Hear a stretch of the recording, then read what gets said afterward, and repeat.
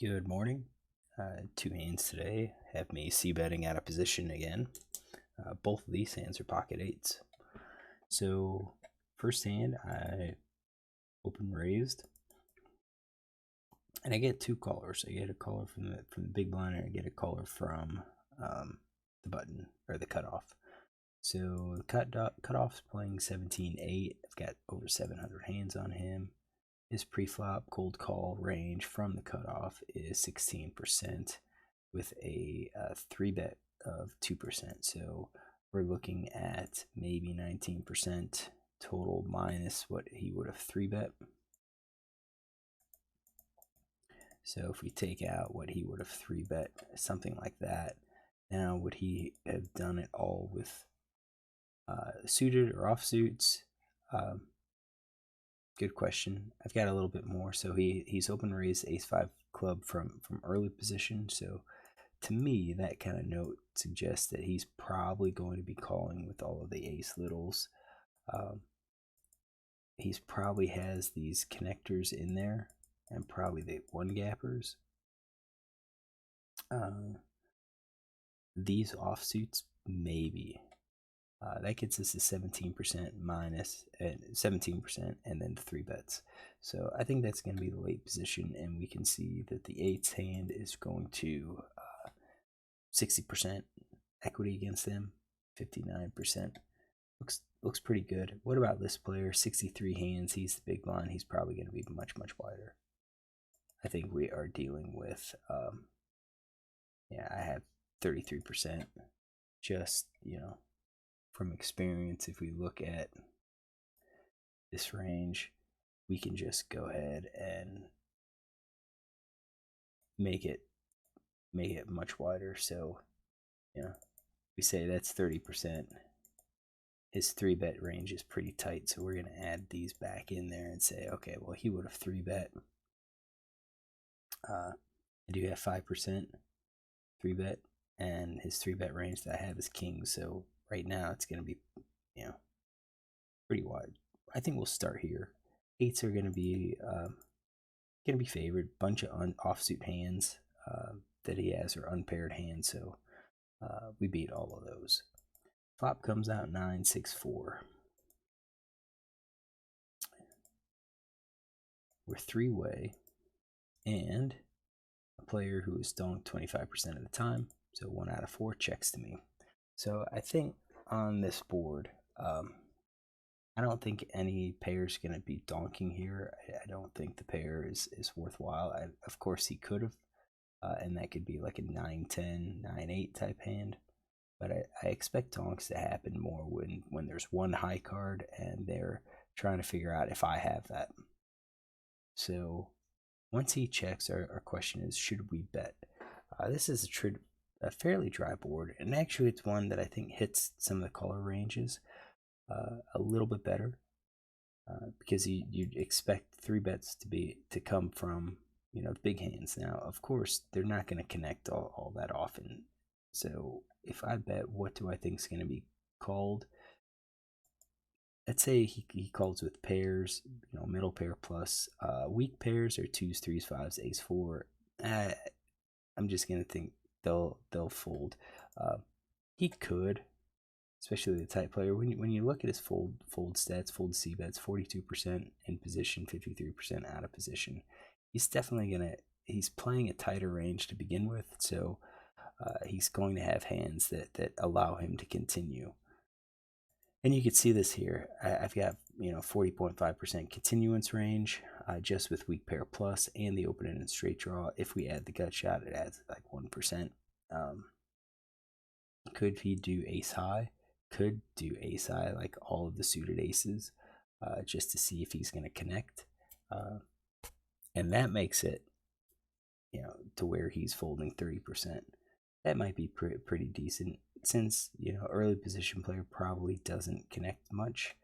And what's notable is he doesn't really fold a huge amount, but then on the turn, it seems like he's playing more fitter fold. So let's do that. Let's add all of our ace high hands minus these offsuit ace highs. All right, so now you can see once the offsuits get out there, he's folding 43%.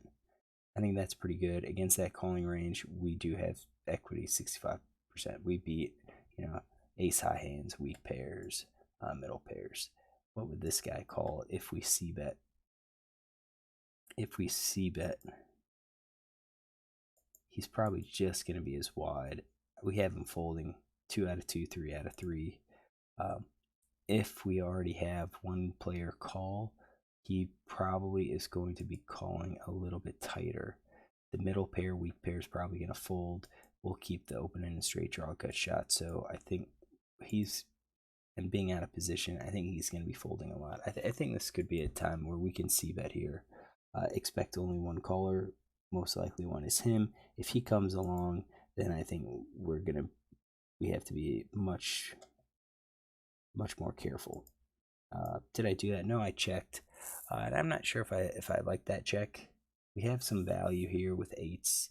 We don't really want to let it go on the turn, because by checking, I kind of feel like we gave up. And that's kind of, almost what we did, because now we kept all hands in both players' ranges. And it's just going to make it much harder for us to maneuver this pot. I think we should have c-bet this. Turn was the 8, and that was just, I think, bailed us out big time. And checked, and now it's to us, and we checked once. I think this was probably about the only card that would have allowed us to bet. I think 7 also. So if a 7 or an 8, I think we can bet. And I did, and I bet, fairly large. It's at 3, 3/4 pot, maybe. Villain calls. So now on that hand, I'm skeptical if middle pair calls or not, or if any of these weak hands call. I think we get flush draw. I think we get open end and straight draw. We probably get flush draw calling. I think definitely we're getting a little bit more. Let's take out the middle pair, the 8s. Yeah, it doesn't change much. Let's leave the middle pairs in. I think he would have raised probably with the straight set and 2 pair, and probably overpair. I think the overpair could have bet at on the flop. So we checked. I think a set could have bet, 2 pair would have bet, overpair would have bet. I kind of think top pair would have bet too. Maybe not all top pair. Yeah, he's got all the top pair. So then on this turn, when he calls, I think it really starts to change what he was going to have. So get that there, and then the 8 of hearts. So you can see the straight hit, and maybe the straight just calls. I think with the flush, no, they're going to raise. So straight 2 pair.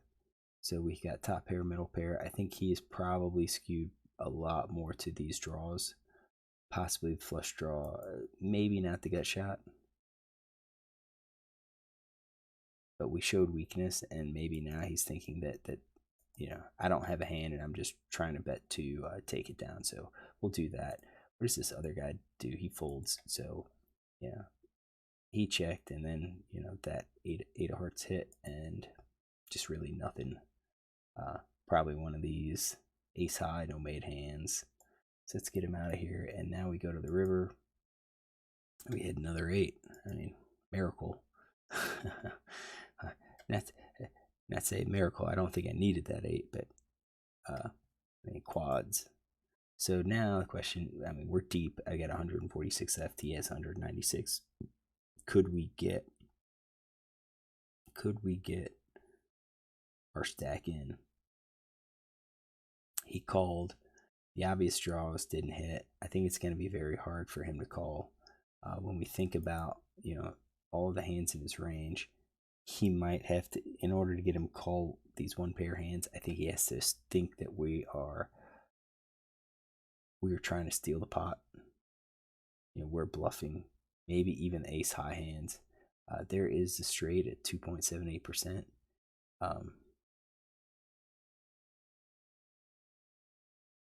With 7.5, and I don't even know why that's still in there.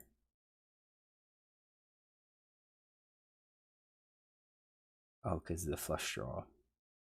7.5, 5 flush draw. So I don't think he has any hands to call. I bet the pot, and he is surprisingly called. So I think it's just going to be a bluff. He's going to be a bluff catching. I don't necessarily think it's straight. I think it's going to be something like one of these weak pair hands, where he has a pair and wants to see if I have a pair. So he calls and he shows ace 5, and that's pretty interesting because when you look at that weak pair, I had ace 4, but this ace 5 hand was one of the flush draws there. So, one of the missed flush draws. So he called just as a bluff catch. So I guess on this hand, it probably paid for me to check the flop, and give the impression that I missed, and I did. But I think overall, I don't think that's necessarily that good a play on this with this hand on this board. I think it's probably better to go ahead and lead, because we could always bet again on overcard. So Jack, Queen, King, Ace. We could probably bet again on, depending on our hand, on a card of the appropriate suit. So if we had 2 hearts, we could have fired again because we picked up the hard draw and so forth. All right, so I'm going to say we kind of had the hand. We kind of decided he was only going to call basically as a bluff catch. So let me close this out and get hand number 2. All right, hand number 2 is also 8s, also in early position, and I open raise and I get 1 caller.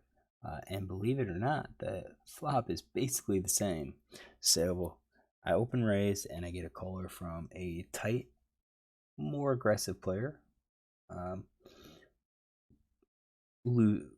He's looser than the last guy. I only have 54 hands on him though, so if we look at his pre-flop calling range, you can see that I 2 opportunities. So we're just gonna kind of set up a standard type of range, and I've got a 4-bet range of 10s. So that's kind of revealing. That kind of suggests that he's probably going to 3-bet a bit wider. So maybe 10s plus ace jack. His 3-bet range is 6%. Could be something like that. Maybe he's going to include some of these low aces. I don't think we can really tell. I am going to take out these offsuits. Loose players do like to play him, but his position's mid position, so I think he's going to be playing a tighter range here, 15% maybe. Maybe something like that with your suited Broadway. So we've got 8s, 8 of club, ace spade. We're still ahead. He has a lot of these offsuit hands. So 9, 6, 4, 9 of hearts, 6 of diamonds, 4 of spades.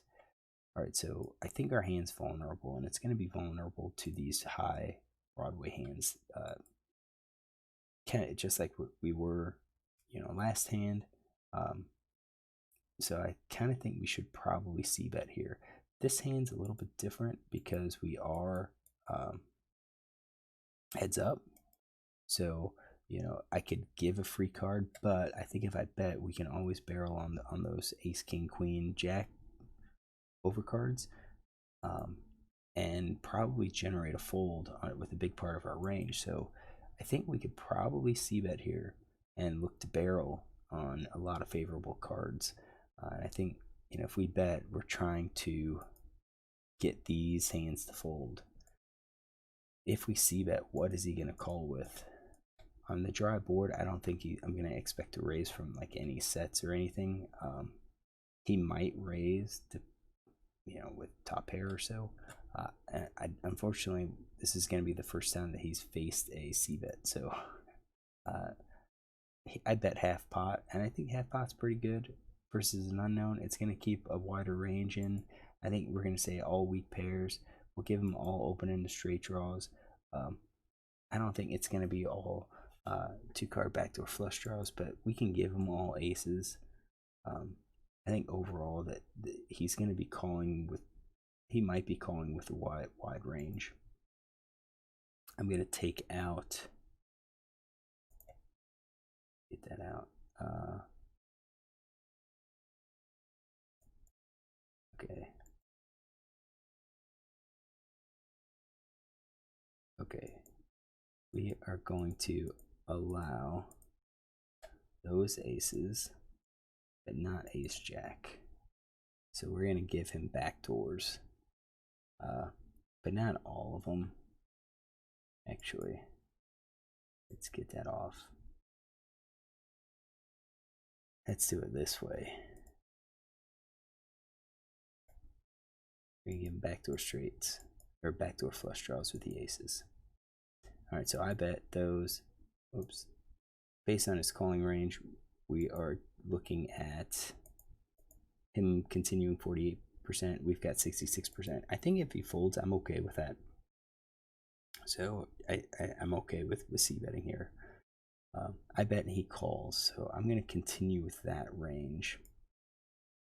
Turn is a 6, and it's not one of the overcards, but at the same time, if I'm ahead, I don't think that's going to change anything right now. So, you know, now I have the decision, should I double barrel? I don't see why not, because I think 4 and a 6 is a card where we could double barrel. Definitely possible that he was calling with a pair, and you can see the 3 of a kind, he's got 9% chance. But he could also have been calling with 7-8, could have also been calling with 5-7, well, I don't have 5-7 in his range, but yeah, 8-7. Could have a 9 and might decide, you know, to give it up because maybe I have an overpair. Maybe you know, I think a 4 would be good to call, but we can get rid of some of the overcards. The flush draw, though, I think is going to call. The open-ended straight draw is going to call. So if I bet again, if I bet half pot, I think we're going to be looking at some of these pairs. I don't see 7s and 8s folding, and actually, some of these players may actually call with a weak pair too, because they don't believe they have ace king. And this card doesn't really improve my equity. So I don't necessarily think it's going to increase the fold equity because it doesn't seem to be a scary card. So he may still call with, you know, the weaker pairs. I think the ace highs are probably just gonna fold. Assume that I have a better kicker. So I checked, and then he bet 10, and I don't know what his float stats are. So this is the first opportunity for him to do that. And the question is, would he bet with a different range than he would have called? So I think for that size, I don't think we're going to have quads, and I don't think we're going to see a full house. I would think quads and a full house are going to bet smaller, half pot, maybe a little bit smaller, just to try to get a call. I think 3 of a kind, maybe. Could it go that high? We'll leave it in. Top pair, pocket pair below, top pair, weak pair. Maybe ace high in the no made hands. Maybe he's going to take a stab at it. So no made hand is that straight draw, 8-7.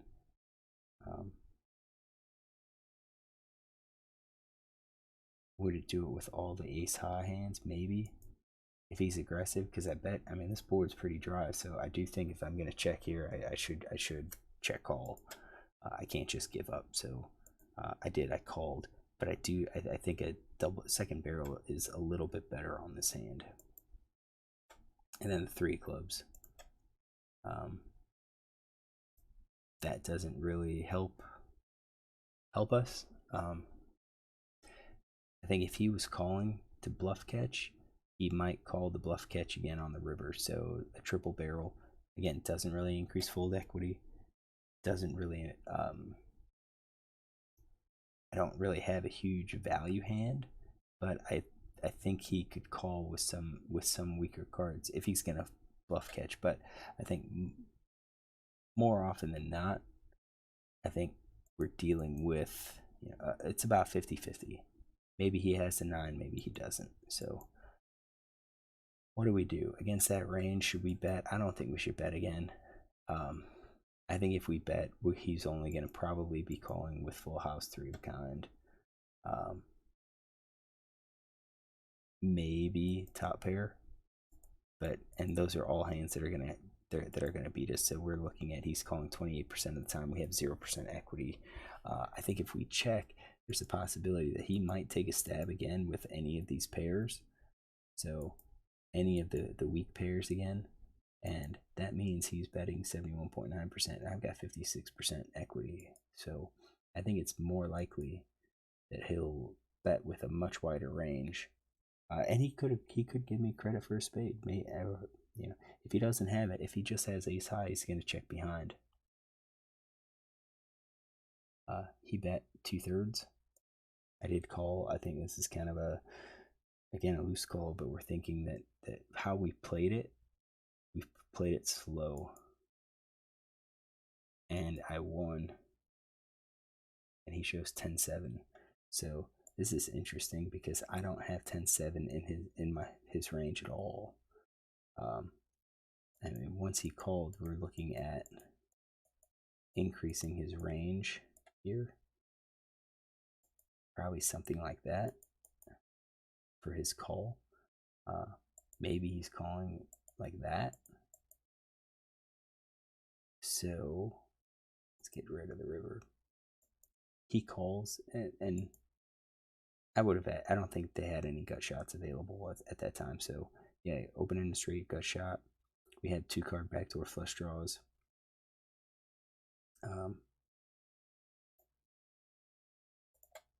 We'll delete those.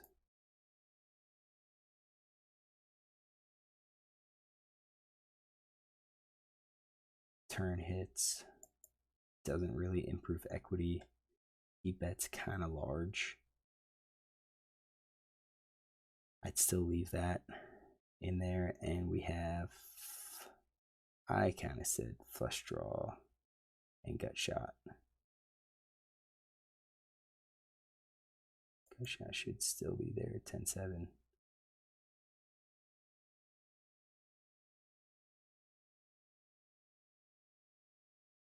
I don't think that gut.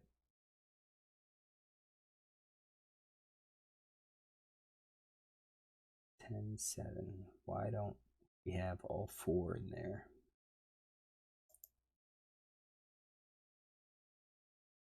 There we go. So I took them out of that one. All right, so 6 spades hits. We've got gut shot, opening the straight draw, probably the flush draw too. Overcards maybe, so 83%, and then the 3 of clubs. And I don't think it's going to change my initial impression. If I bet, I only think I'm getting called by hands that beat me. But if I check, there is that possibility that he's going to bet, and bet as a bluff. So if we do, if he bets 100%, we're at 66%. If he's a little bit more selective and he's going to check with top pair,